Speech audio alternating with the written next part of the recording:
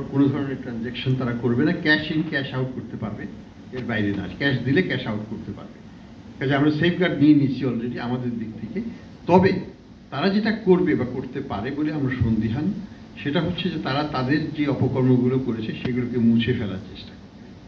তারা ডক্টরেট করার চেষ্টা করবে ডেটাবেসকে মুছে দেবে বা অন্যভাবে এটাকে তারা ইনফিল্ট্রেট করবে, যেটা আমাদের কাজকে আরো কঠিন করে তুলবে।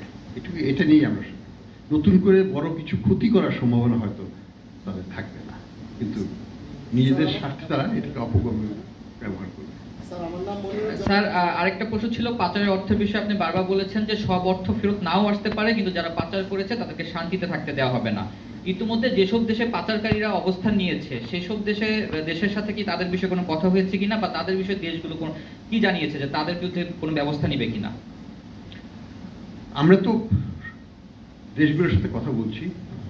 ইনফ্যাক্ট আজকেও এখনো ঢাকাতে ইউকে সরকারের IACCC তাদের যা হেড অফ তারা সে ঢাকায় আছে, তারা আমাদের সাথে সহযোগিতা করতে চায়। তারা আমাদেরকে 6 মাসের জন্য একটা ব্রিটিশ এক্সপার্টও দিয়েছে, যে আমাদের তদন্তকারীদেরকে হাতে কলমে ধরে শেখাবে যে কীভাবে MLA তৈরি করতে হয়, কিভাবে কেসগুলোকে ডকুমেন্টেশন করতে হয়, এভিডেন্স গ্যাদারিং ইজ কি। যদি মামলায় জিততে হয় আমাদেরকে এভিডেন্স গ্যাদারিং ইন্টারন্যাশনাল স্ট্যান্ডার্ডে করতে হবে, দেশীয় স্ট্যান্ডার্ডে করলে হবে না। তো এই জায়গাটায় আমাদের গ্যাপস আছে, আমরা চেষ্টা করছি সেই গ্যাপগুলোকে মেটাতে।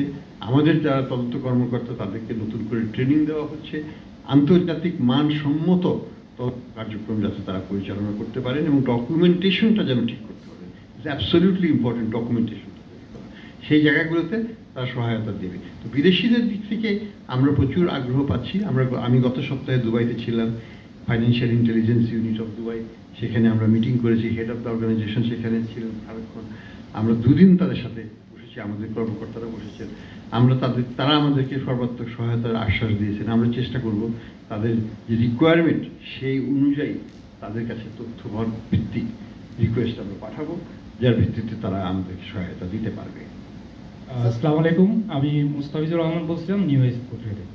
স্যার, আমার প্রথম প্রশ্ন হচ্ছে যে আপনি বলছেন যে যারা লুট করেছে তাদের যে অর্থ ডিপোজিট আছে আপনারা সেটা ফ্রিজ করেছেন, সেটা দিয়ে একটা তহবিল গঠন করেছেন, কিন্তু এটার মালিকানা তো আসলে হচ্ছে ব্যাংকগুলো, যেহেতু তাদের ব্যাংকের টাকাই তারা হচ্ছে আত্মসাৎ করেছে। সেই ব্যাংকগুলোর টাকাই তো এখানে মধ্যে তারাই হচ্ছে আসলে মেন পাওনাদার, মানে ডিপোজিটাররা। সেখানে এটা কীভাবে করবেন, লিগ্যাল কমপ্লেক্সিটি আসবে কিনা?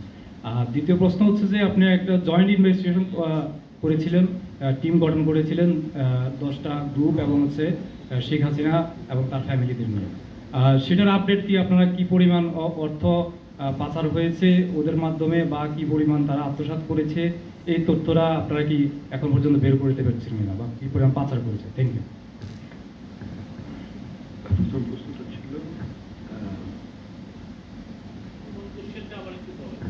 আর আপনি বলছেন যে যারা লুট করেছে তাদের যে ডিপোজিট তারা আপনি হচ্ছে একটা তহবিল গঠন। ঠিক আছে, আমি বলছি এটা হচ্ছে যে আসলে দুই প্রকারের সম্পদ আছে এখানে। ধরুন মিস্টার এক্স, সে হয়তো মন্ত্রীও ছিল, সে হয়তো ব্যাংকের থেকে টাকা নিয়েছে।